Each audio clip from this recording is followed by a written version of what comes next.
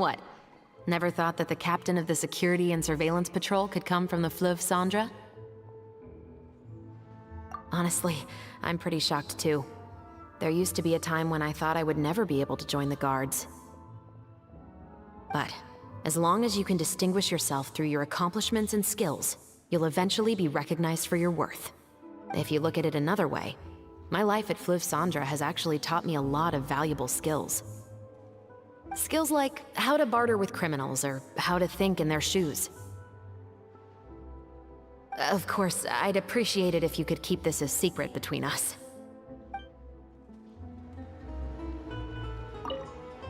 What? Never thought that the captain of the security and surveillance patrol could come from the Fleuve Cendra? You mean rising through the ranks? It was a struggle, for sure. But as long as you can distinguish yourself through your accomplishments and skills, you'll eventually be recognized for your worth. If you look at it another way, my life at Fleuve Cendra has actually taught me a lot of valuable skills. Skills like how to barter with criminals or how to think in their shoes. Of course, I'd appreciate it if you could keep this a secret between us.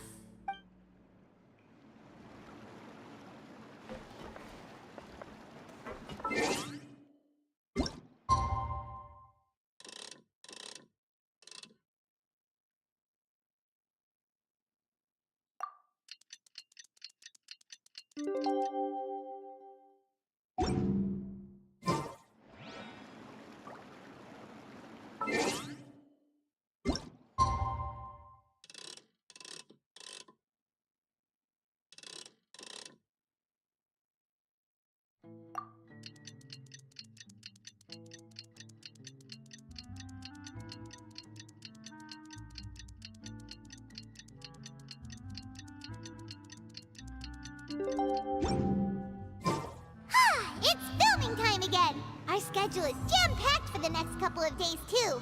We've got so many different locations and sets to cover. Anyway, let's head out and meet up with the others. Am I imagining things?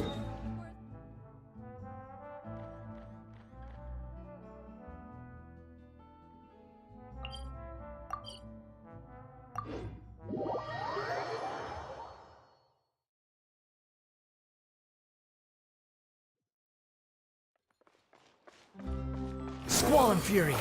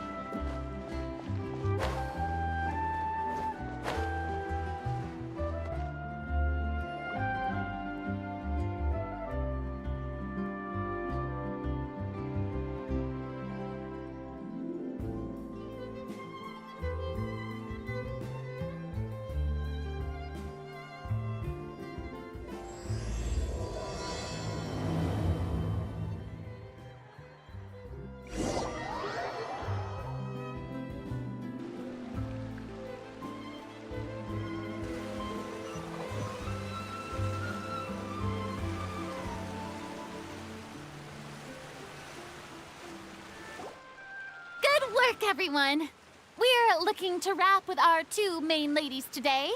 I can already smell our success. What do you mean, looking to wrap?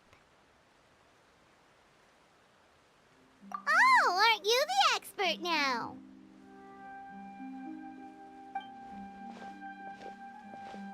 This upcoming scene is the two Musketeers' final confrontation with the Baron. There will be quite a bit of action, but no choreography beyond what we've already rehearsed. Anyway, get ready. Lights, camera, action! The view is beautiful tonight. It reminds me of that fateful night 10 years ago. And now that I've said it, I can even make out the faint fragrance of herbal tea in the air. Enough, villain! It's time that you pay for the death of our mother! My dear Iris, have you forgotten your manners? How can you speak like this to your own father? I'd sooner swallow all of my teeth than call you father. What did I expect? Seems the daughters have turned out to be just as obstinate as their foolish mother. In this world, Mora and status is everything. She thought she could blackmail me using her children and force me to grant her recognition and concessions? Ah, how naive can a woman be? Mother never asked a single thing of you. All she wished was for us to live a peaceful life, just like the others. It was you who personally brewed the poison of prejudice and sent Mother to her death. Compared to that deadly poison, the 2 bullets that will soon pierce through your heart will be like sweet mercy. And that's exactly why I said you're just as naive as her. Did you really think 2 muskets would be enough to defeat me? So let's see.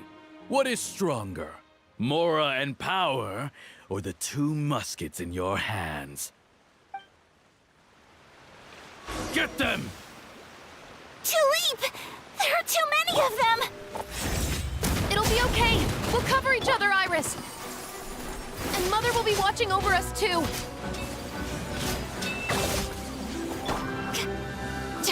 Ha! Ha! Ta!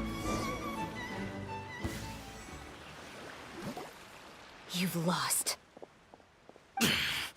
To think I'd lose to my own 2 kids. We are no children of yours, and we'll never call that place our home. Then tell me, what did you do all this for? You lost your mother, and will soon kill your father as well.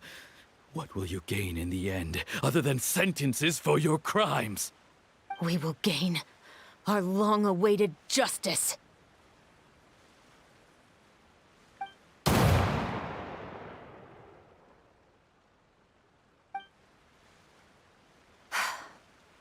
It's over. Finally, it's over.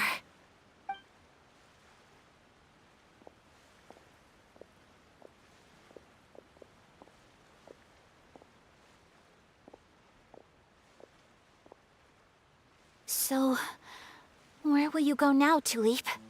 I'm not too sure, Iris. Maybe somewhere with lots of flowers? After all, Mother always did love going where the blossoms were. What about you? I want to go visit Mother's grave. Yeah, that's not a bad idea. Huh? Tulip, look! What is it? It's Mother's favorite, the rainbow rose. Look, it's blooming again.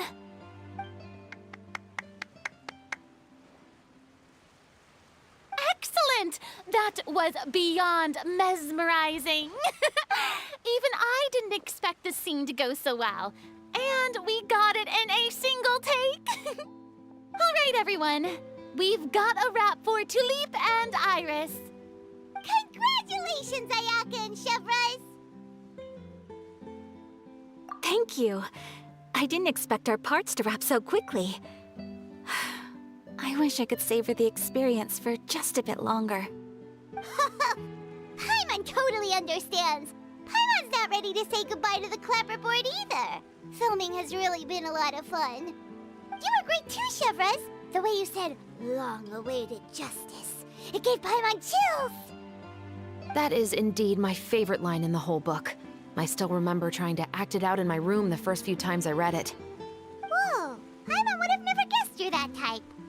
Who doesn't like stories where the guilty are punished and justice prevails over evil? Don't forget, I'm the captain of the Special Security and Surveillance Patrol.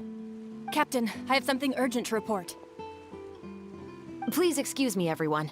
I'll be back in just a moment. It's okay, don't worry about us.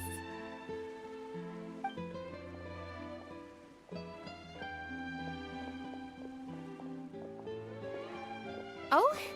Was she whisked away by work already? I was just about to tell her how great she did. It seemed like some urgent official business. Then perhaps we should thank the stars that we were able to wrap both of your parts so quickly today. Switching around the filming schedule would have been a real pain. Anyway, I actually came over to let everyone know that we're all done for today. You can go home and get some rest. And one last thing, Miss Ayaka. Your acting skills today were immaculate as always. Are you sure you won't consider taking up full-time acting? See, I just happen to know this great troupe that's still looking for a lead actress. Thank you for your kind words, Director Farina. Unfortunately, there are still many matters that I have to take care of back home at the Yashiro Commission. I cannot remain in Fontaine to pursue an acting career. Nevertheless, I will make sure to treasure this incredible opportunity in my heart. Oh, that's a shame. But I understand. Just let me know if you ever change your mind. I believe it's also about time for me to take my leave. But hopefully I'll see you on set over the next few days. Even though my part's wrapped, I'd still like to swing by and help out the crew. See you tomorrow, Traveler in Paimon. Yep, see you tomorrow! Well, what should we do next? Maybe we'll go investigate the case some more with Chevres today. Traveler, Paimon, please come with me. Huh? Where are we going? You could say that our ship has finally chanced upon one of those small, remote islands of intel.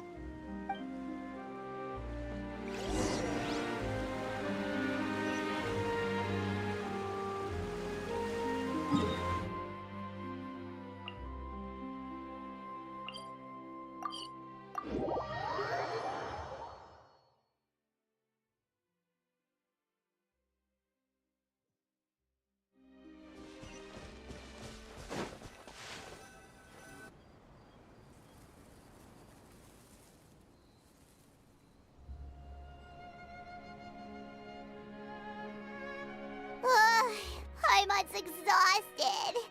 Paimon definitely didn't expect having to float this far after a full day of filming.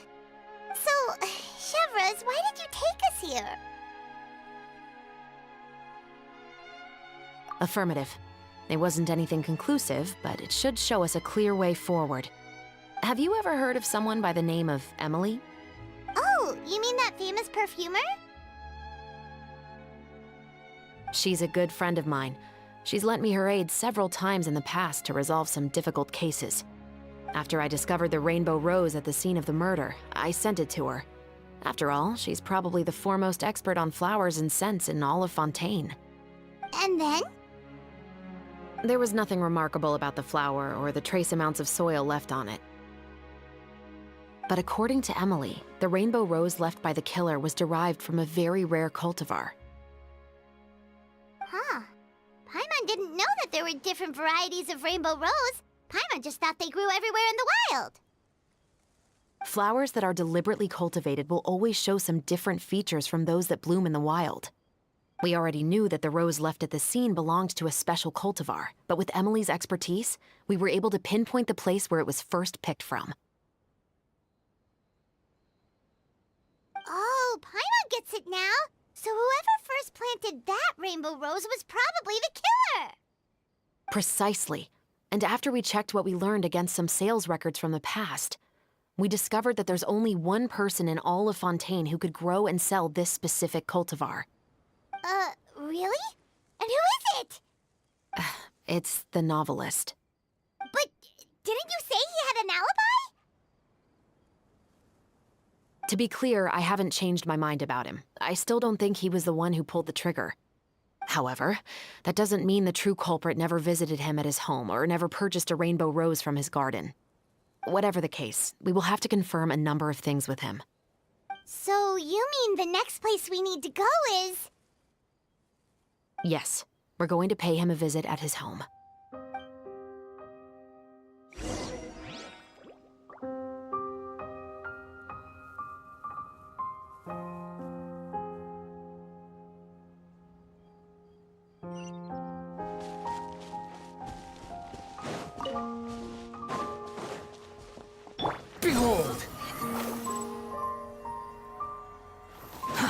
Too slow.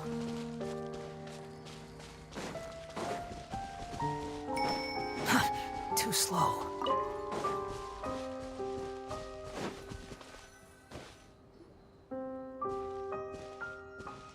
That should be his house. There are so many Gardamex stationed around the place.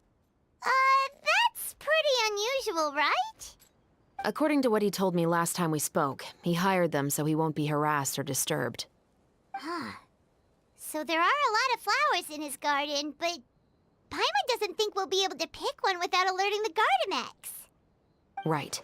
Which is exactly why I think there has to be a special connection between him and the killer. So, should we knock? Just wait here for now. I'd like to take care of a number of those Gardamex first. But they're so far away. How are you planning to do that? Don't forget, Paimon, I'm actually the real-life captain of the Musketeers.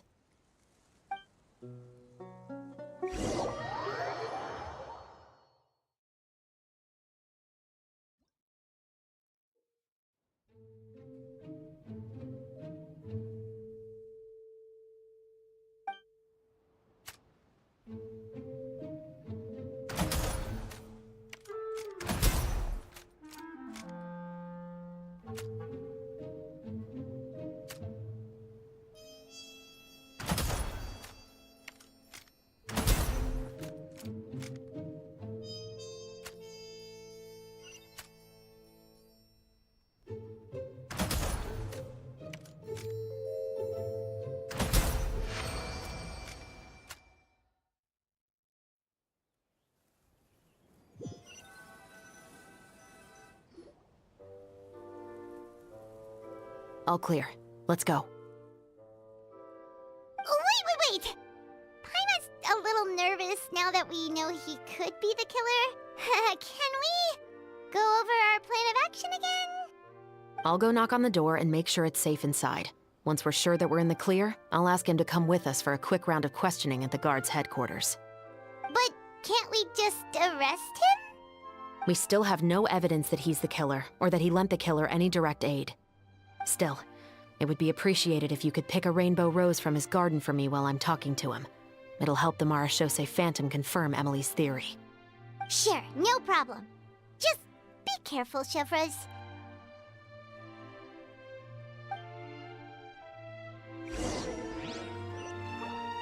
Squall and Fury! Search forth!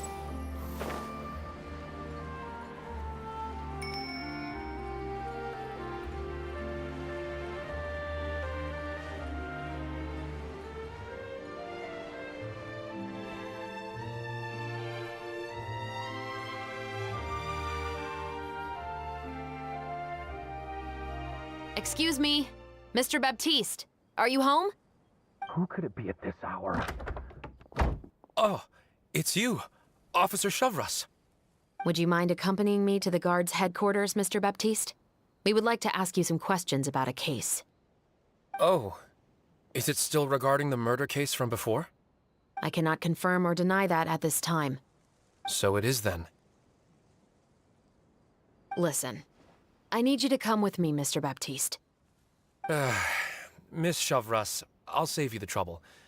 Oh, and you two over there? There's no need for you to pick my flowers either. It's not time for them to bloom yet. Oh! Okay.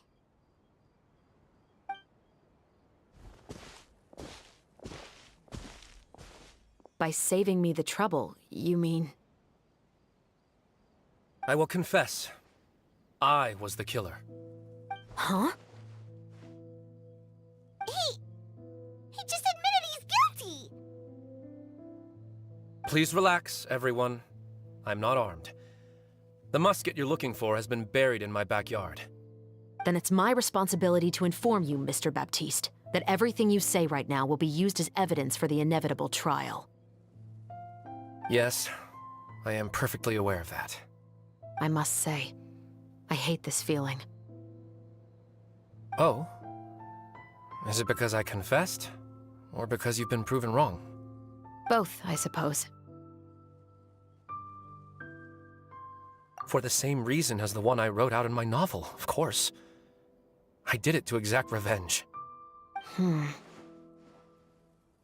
I know you haven't figured out the link between the two of us. Had you done so, I'd have been taken away to the headquarters a long time ago. But that won't stop me from always remembering his grotesque face. After all, he was the one who killed my mother. Your mother is still healthy and well. You know, I was adopted as a child. I was referring to my birth mother. That was never recorded in the orphanage's records. Please forgive a 6-year-old child for concocting some lies to protect himself after watching his mother die right in front of him.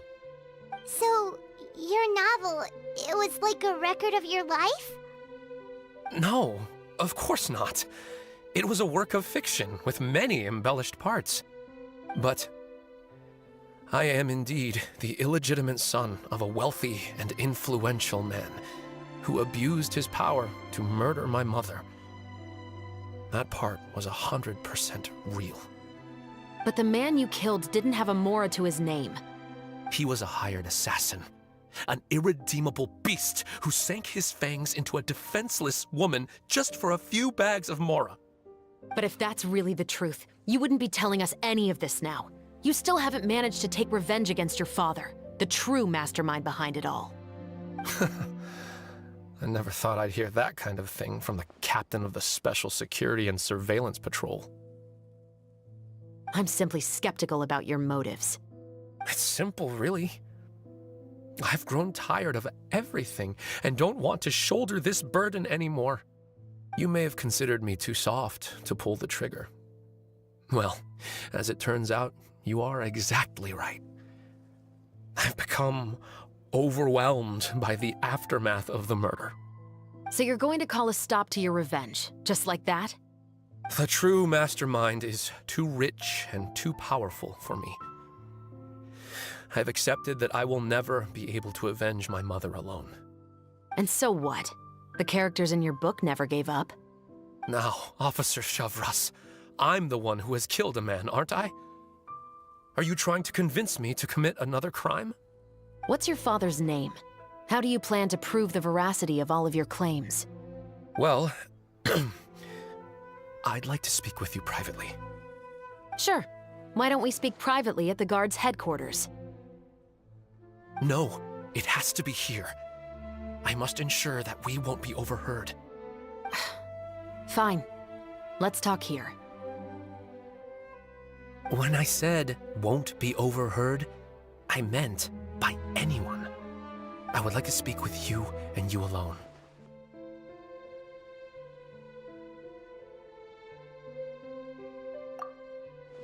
Thanks. I appreciate it. Please stay safe, Chevres.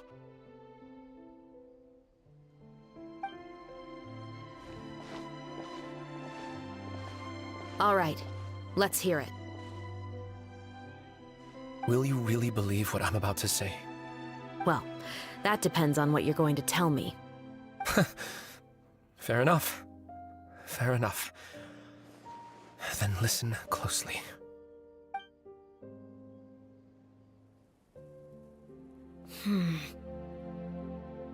So that's how it's all connected. So, it seems you believe me after all. Do you want me to go public with this? No, of course not. At least, not right now. Then why did you bother telling me? You've read my work. What do you think?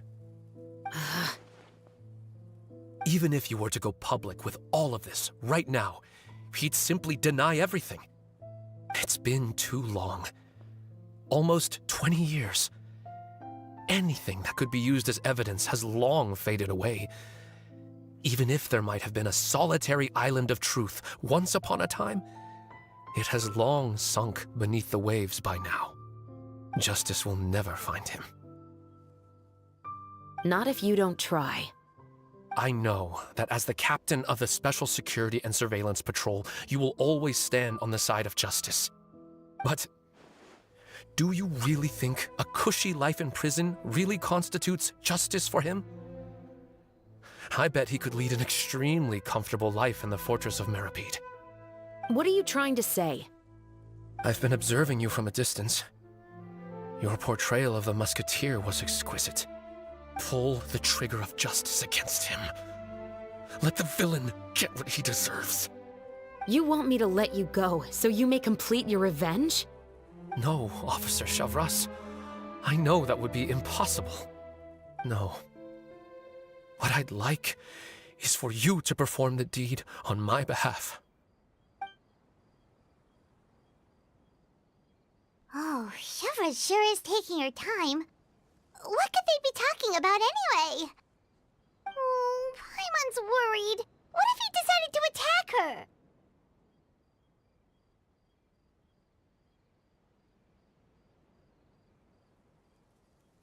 Oh, you do have a point. Still, do you have any idea who the rich person might be? And why the novelist doesn't want us to hear what he's saying to Chevras? Sorry to keep you waiting, you two. Hey, how did your talk go? I've already sent someone to escort Baptiste back to the headquarters for questioning. He wasn't lying about the musket. It was indeed buried in his backyard. But what about the name? Did he tell you the name of the rich guy? Yes, he did. But for now, I have to return to the Special Patrol. There are still a few loose ends I need to tie up.